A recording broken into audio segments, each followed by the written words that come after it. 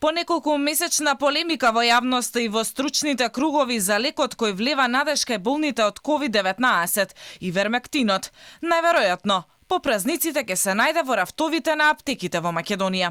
Од Агенцијата за лекови се внимателни. Поради локдаунот во повеќето европски земји, лекот ќе пристигне најверојатно по божикните празници. Инаку Малмет минатата недела даде одобрение за увоз на ивермектин, а сега работата е во рацете на компаниите на фармацевските куки, кога ќе можат да го донесат лекот.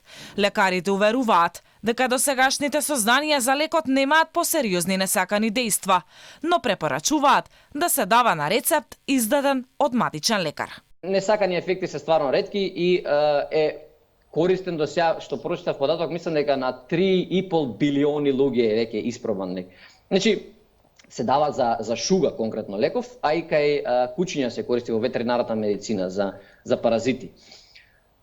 Што значи дека предности му се е безбеден лек, многу испробан во последниве години, веќе испробан безбеден лек, одобрен од FDA и ефтин лек и лесно достапен. Значи, тоа му се предностите. Други предности се тоа што би се користел не само како терапија за COVID, туку и профилакса за COVID.